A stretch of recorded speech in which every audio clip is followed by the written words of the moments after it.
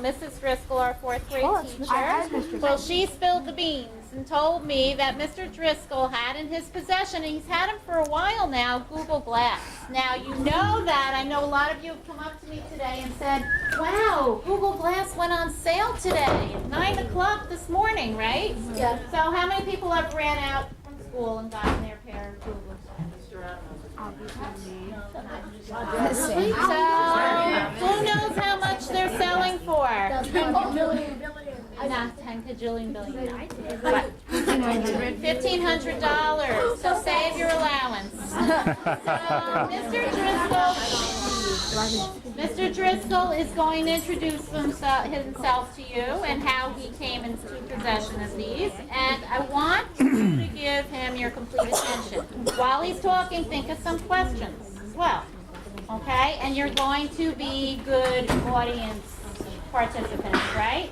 Keep your hand down until we hear. Maybe he'll answer your question. And I'm going to turn it over to Mr. Driscoll. I'm going to thank him very much for coming. Let's give him a welcome. Thank you, everybody. Glad to be here. I'm a senior technology advisor for Educational Testing Service, and we had the opportunity to acquire Google Glasses through a friend of mine who is a software developer who specializes in building applications for devices, especially like phones, and he's developing applications for Google Glass. And as a result of our friendship, his connection to Google, he was writing an application to use these glasses with a bicycle racing team so that the members of the team were out there riding on the track or riding wherever they're riding could keep track of all the competition. And then the people back at the pits would be able to keep track of what was going on and where they were, and they could tell them when to, charge ahead and take the lead. So this is the most advanced example of personal technology out on the marketplace today that you carry around with you. And if you look, this is the evolution of glass, but it's really the evolution of personal technology. And around 1990, if you look all the way to the left, there was a person who he actually works for Google now, who actually invented a backpack, a helmet that weighed 25 pounds that would do some of the things that Google Glass does today. And the battery alone for that unit was 12 pounds, as a motorcycle battery. So that was in 1990.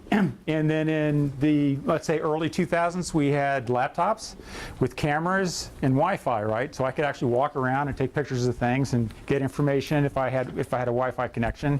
I could use the camera to identify things like buildings and get historic reports on those buildings if I had that kind of application. And then, as most of you know, if you look at the guy, the third man there, he's carrying a smartphone. And most of you either have smartphones, know people with smartphones, and they're always walking around like this, aren't they? So if they're walking around, they're doing this, they're looking at their smartphone, they're not watching where they're going. Well, what the point of Google Glass was to provide you with information, but stay out of the way, and so that you could be looking forward all the time. So if you needed to look something up, I could still be looking at you while I was reading the screen right over my eye. So Google Glasses are, they're titanium frame. They weigh as much as a pair of sunglasses. They're really strong. You can bend them. The nose pieces are bendable. This small clear piece in the front is where that projects the screen. The screen is like looking at a 25-inch monitor from a distance of 6 feet. So if you're standing 6 feet away from your computer monitor, the text has to be kind of big so you can see it. It's not like when you word process. You need something that's going to be about 30-point font, and you'll see that. I'll show you that to you. There's a camera in front of this, so I can do things. How many of you know about GoPros? Oh, yeah. Okay, GoPros are pretty cool, right? Because you can sort of mount them somewhere. Well, this kind of does what GoPro does, except I'm wearing them, and the camera's taking pictures of wherever I'm looking. Although I did discover when I'm looking off to the right, the camera's going to be going right where my nose is going, right? When I'm looking off to the right, my nose is here and my eyes are turned over there. So I found that out the hard way because I was experimenting with Google Glasses. And I'll have a little video of this. I was flying an airplane. So as a pilot, you get to see what I'm looking at. And there are some pretty interesting sights to see. The glasses are operated by voice commands. They're operated by a touchpad here, which you'll see. The battery's in the back part of the ear. And if you use these for a while, they actually get warm. So let's, Looks like a robotic guy. that's right. That's When right. he was standing here, how many people noticed that he was actually wearing them? Oh, okay. They actually come with sunglasses. So when you snap in the sunglasses, they're very cool looking sunglasses, and people don't even notice you're wearing Google glasses. So a lot of times, if I'm out walking around and I want to wear these, I'll put the sunglasses in, and nobody really even notices. Otherwise, I get stopped all the time. One of the things I'm going to talk to you about is I'm going to talk to you about some of the applications that I've built for glass. I have some samples up here on the screen. We're going to talk about all the cooks. You can actually cook with Google Glass. That puts the recipe right up here so you can work without turning pages in a book. We're going to talk a little bit about Golf Sight by SkyDroid. It's actually golf. So if those of you who know how to golf, keeps track of your score, shows you where the hazards are, shows you where the distance to the holes, things like that. So we'll look at that very quickly. And WordLens. WordLens translates, supports Spanish, Portuguese, French, and a couple other languages. So if I look at a sign, it'll translate that so I'll know what it's saying. It's not perfect, but it gives you the general idea. That is very cool. So,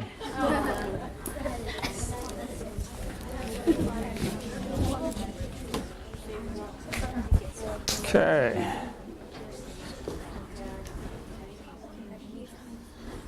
Switch this.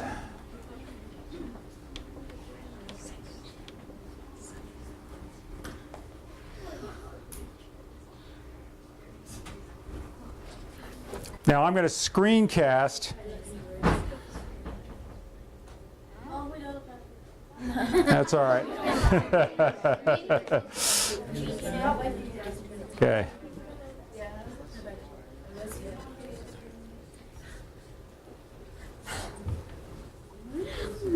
Okay.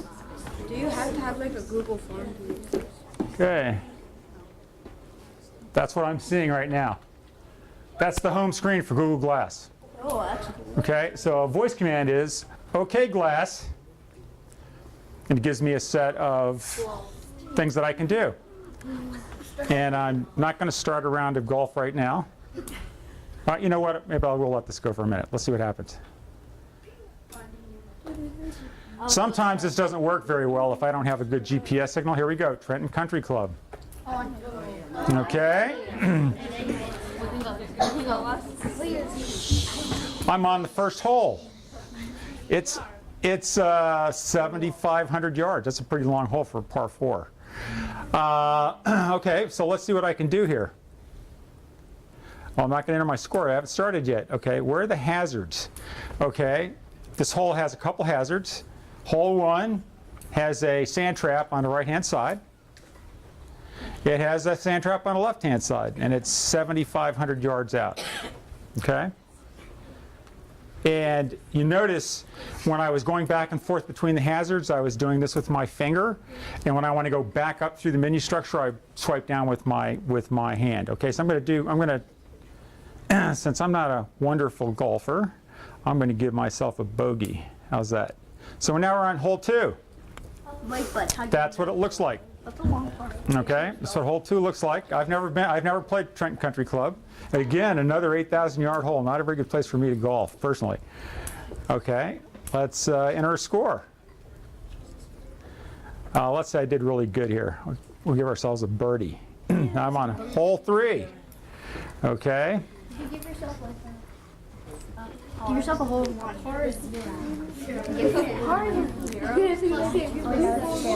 All right, so should I give myself a hole in 1? Yeah. Okay. Yes. Hole in 1. Okay, so now we've got golf going.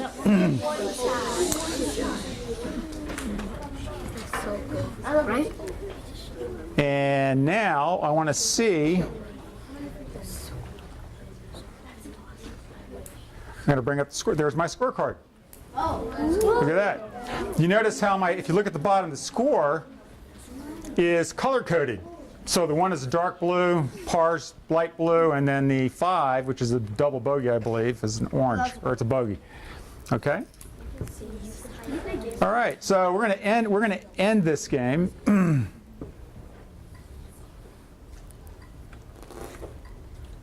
going to stop the ground. Okay. Okay, Glass. Google. Where am I?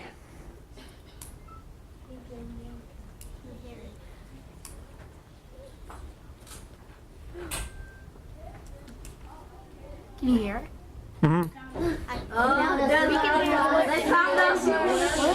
It shows a map. Now, this is early technology. It's really beta technology, and which means it's not ready for consumer use yet. So I got a map. I kind of know where I am. But you know, if I'd never been here before, didn't know anything about the state of New Jersey, I wouldn't know anything about this. I'll take questions in a minute, okay? All right. Okay, Glass. Google. Where are the pizza restaurants?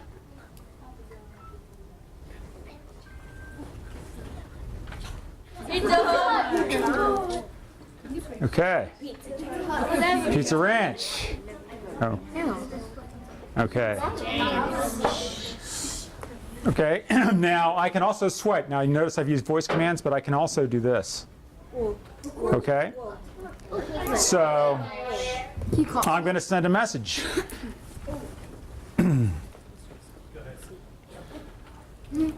I'm giving a lecture. Let's see.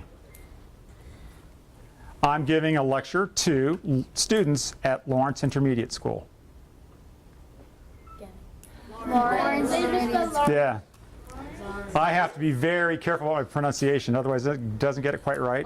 Can you send it back? And you see, there's the message. I just sent that to myself, so the message just popped up on my glasses. Just now. Where? Okay? He did this with the Right there, see? Can you call people? Yeah, I can actually call people. The way I can hear is that it uses bone conduction, so it sends a vibration into the bones in the back of my ear, so that's how I hear it. So nobody else can hear it, so you can't hear it when I'm screencasting this. Let's see what else we can do. Okay, Glass. Google. It doesn't always like to listen. Okay, Glass, Google. How tall is the Empire State Building?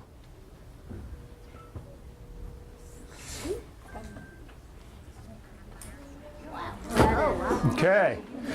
I want you to remember that number, okay? Okay, Glass. Okay. How tall is the Freedom Tower? Google. How tall is the Freedom Tower?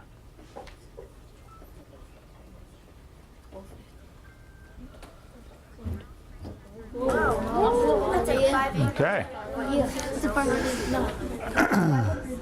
I want you to remember that number too. Okay, Glass. Let's start a stopwatch. Start a stopwatch. I hear it. So if you're cooking something and it takes 10 minutes, you can keep track of it. Or if you're jogging and you want to see if you can get a 7 or 8 minute mile, you can keep track of your time. We should give this up to the students. Yes. No. Okay. No, it's actually weighs the same amount as a pair of sunglasses. So should I jog with a pair of sunglasses? Okay, I'll take a question. On the news, this woman got a ticket for wearing them and driving. She did. No, she went to court, and the judge tossed it out because they couldn't prove she was actually doing anything with the glass. So the jury's still out about whether you can wear it when you're driving. Question? Are they waterproof? Oh, they're not waterproof. They're not waterproof. So if you sweat quite a bit, you could hurt them. But the people do use them for sports. They had a professional basketball team was using this to show dunking. I was told that Google Glass is bad for your eyes. I don't think so, because most of the time I'm looking here, and when I want information, I just look a little bit up, and it's right in front of my eye, like you see right here. Okay. Well, first of all, most screens are bad for your eyes. If you look at them long enough. Yeah. And second of all, does it get phone service? Yes. Actually, what I have to do is, just to be clear about this, I have to have it has to be tethered to a smartphone to be used phone service. So anytime that I ask for directions or I ask where I am, I have to be tethered to a smartphone because it needs the GPS in the smartphone. But it has an accelerometer in it, it has an inclinometer in it, so you could actually play games with this because it could detect your head movements and things like that.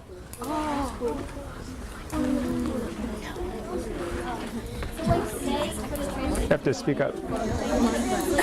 I can't hear you. You want to see it do translations? Yeah. Okay.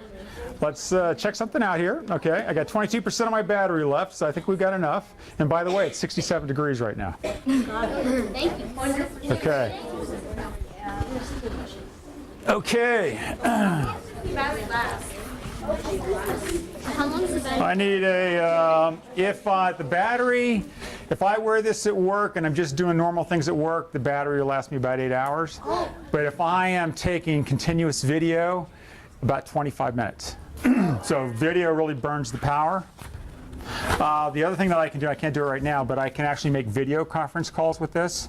So when I'm talking to the other person, like if I was talking to somebody right now, they could actually see you, because they see whatever I'm looking at. So when they start talking back to me, and it handles the switching of the context automatically, so when that person starts talking to me, I see what they're looking at. So it's nice if you have something up on a board and you're trying to explain like an equation. Okay. Yeah, could you or have one of your kids hold that? Okay. Okay, you have to hold it very, very still. Now I have numbers on the back of these, so I want you to go 1, 2, 3. I get somebody over in the other. All right.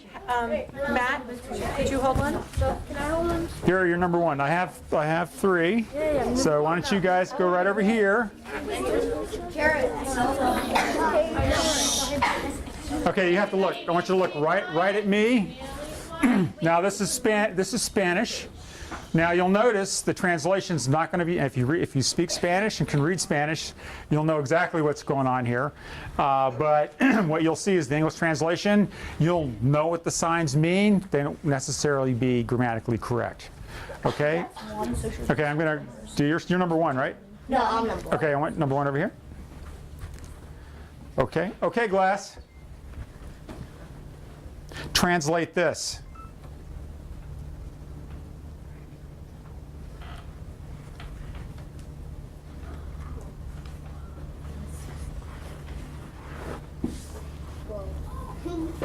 See? Okay.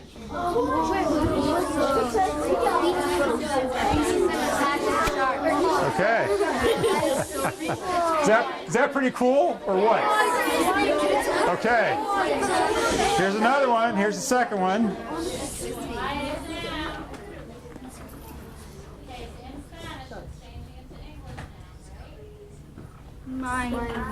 This. Oh, hold it up again for me. Kush. Hold it up. Yeah, right there. Hold it real still. Wait. Hold it. My hand is on. Did it translate it? No. Okay. Okay, steak. I am Shaliza Wally. I think the text is too small, man. Okay. We love to be my favorite. Okay. My animal. All right. So Leaves a few things out, but you know that I love to go to the zoo, right? And I like tigers. That's all. That's what really matters. Okay. One more. Hold it. Tilt it up so it's like tilt it. There you go. Like that. Okay. Perfect. Okay.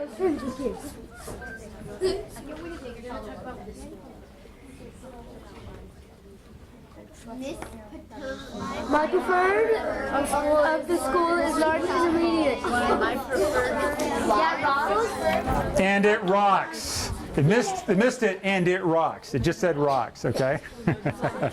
So I have to say, one of the most useful, besides the directions, one of the most useful things is if you do a lot of traveling, Mrs. Driscoll and I have done a lot of traveling, and you go to countries where things are in a different language, and it's really nice to be able to look at a sign and see what it says. One more question here? Oh, no, I didn't. Okay. Let's see. And I'm going to... And okay, what I'm displaying now, so it's actually getting a little warm. That's okay. Okay, we will do one recipe. Find a recipe for, okay, Glass, okay. Santa Fe chicken. It's thinking.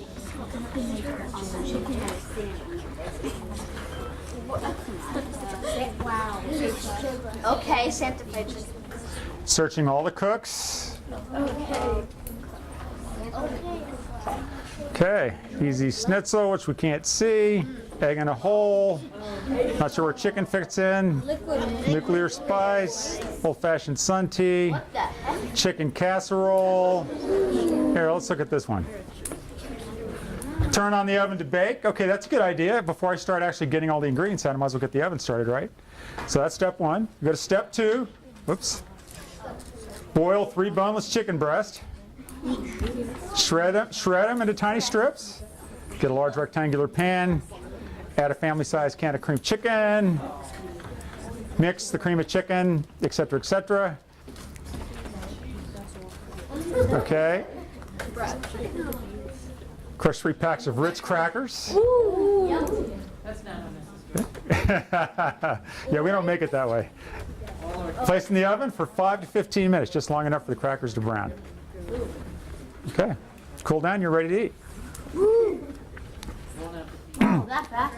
Now, it didn't show me the one recipe.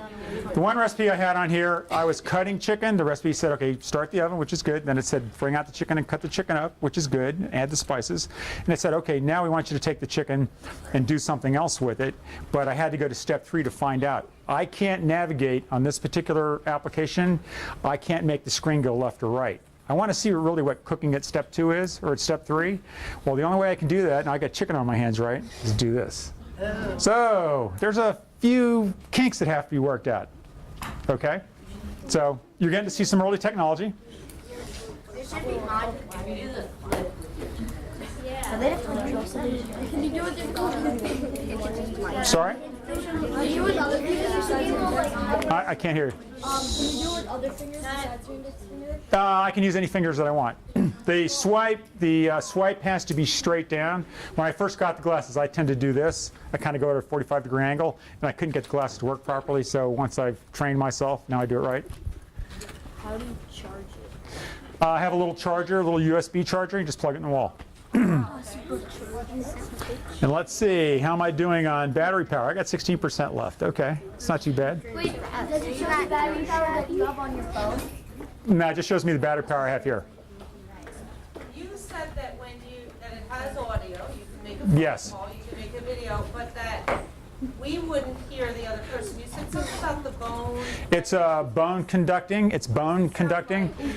It sounds like somebody's actually talking to me. So if I played it on a speaker, everything that's come up on the screen so far has actually been voiced to me. So the recipes actually get voiced. So Hearing it as well. You're doing 2 things, you're hearing it and seeing it. exactly, I'm seeing it and hearing it. Okay.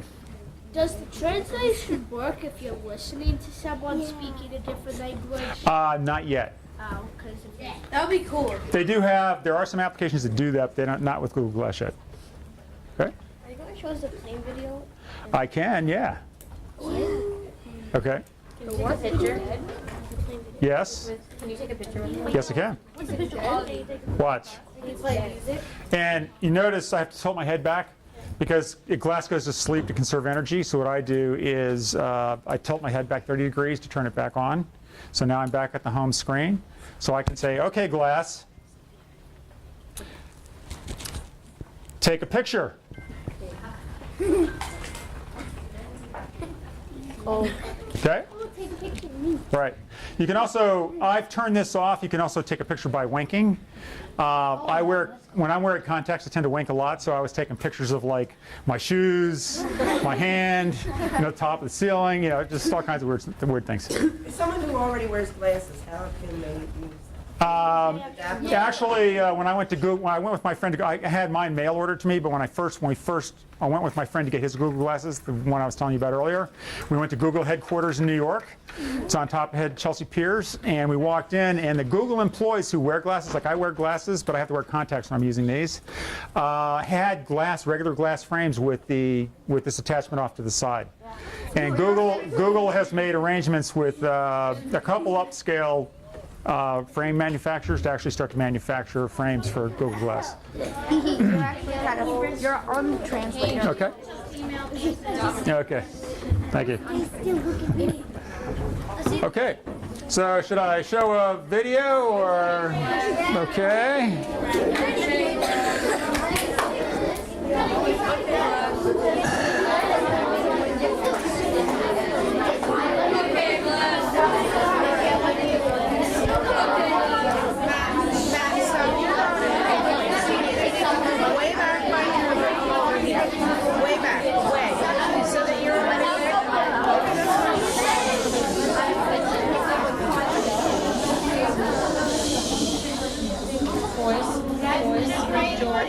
Sam, why don't you move back so you're all on the red carpet? So he has more room. A little more, Jude, move back.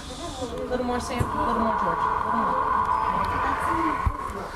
A little more. Okay, I'm flying this plane with a friend of mine. He's my co-pilot. We're flying into, that's the Verrazano Narrows Bridge. You're allowed, there's a very small 300-foot tall corridor. When you fly up the Hudson River along the Manhattan skyline, you have to fly between 1,000 and 1,300 feet. Okay, otherwise you get yourself in trouble. And I wanted to see how Google Glass would work on a really windy day on an airplane. And I didn't think about these glasses once the whole time I was flying. They were never in my way. I turned them on when I wanted to start the video, and that was it. So I will get through this a little quickly. So we go to we're not going to spend much time in this video.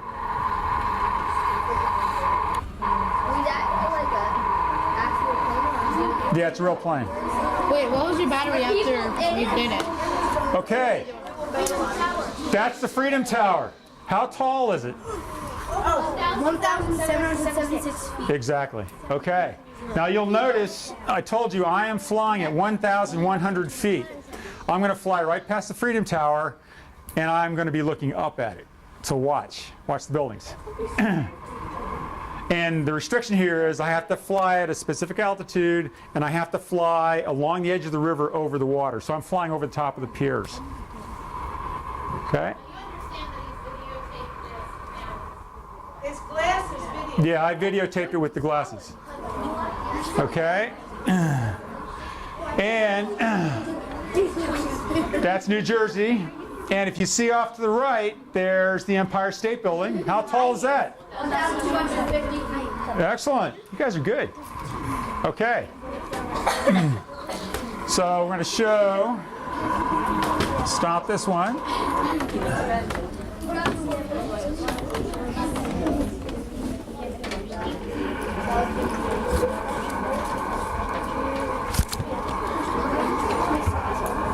Now in this video, I'm actually going down the other side of the river headed back out.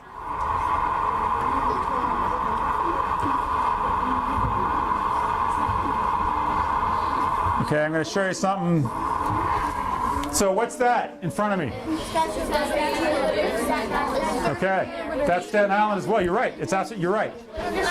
But that's the Statue of Liberty on the little island. I can't hear you. Can it play music? Yeah, yes, you can. So you'll see.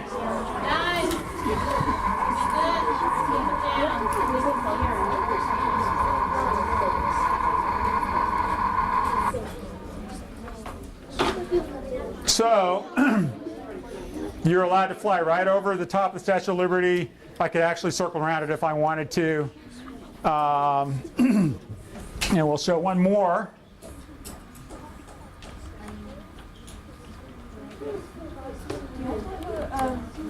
Google phone do you use? You can have an iPhone,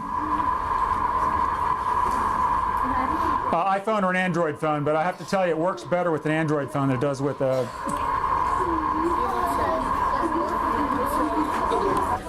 Okay. This is what I really wanted the glasses for. It was the kind of nice fly up the Hudson River and take pictures of Manhattan. But what I really wanted the glasses for was for my own instruction, so that I could look at my instruments and look at my approach to the airport. And it was a very windy day, so you'll notice the airplane is bouncing around a lot because I'm landing this way and I have the wind coming in from the left. But when a pilot's landing at an airport, if you look at the right out of the middle of my windscreen, that's what a runway looks like. It looks pretty small. Okay? So I thought this would be a great training tool for practicing landings, because when you're landing, you have to go to certain airspeeds, you have to be at certain altitudes, and you have to be locked into the dead center of the runway. Okay, and you want to sort of, and it's kind of nice to, after the fact, to review how you did, but the problem I have here is, given the way the sun was facing, I can't see the instrument panel. I mean, I could see it as a pilot in the cockpit, but but with the video, I can't see the instrument, so it's not as quite as useful to me. Did it tell you your altitude? So I'm probably about 200 feet, I'm probably about 100 feet right here. I'm going about 85 miles an hour. And one of the things I want to look at is, am I going to land right on the center line? Pilots always want to land right on the center line. So you judge your landings by, did you make it smooth, and did you land right on the line? Can the Google glasses tell your speed? I had a co-pilot with me. Can the Google glasses tell your speed? Okay. Okay, how are we doing on time? Okay. I have a question.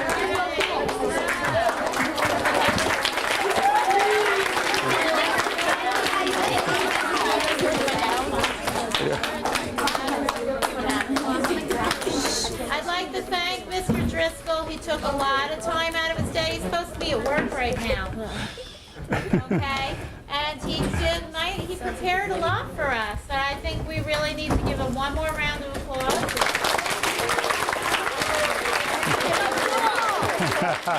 Well, Very, very much. Okay? well, thank you all very much. You've been a great audience, and it was a lot of fun coming down here and showing you Google Glass. And I want to say one more thing. It's not so important for you to, I mean, it's partially important for you to understand where technology is today. But what's equally important?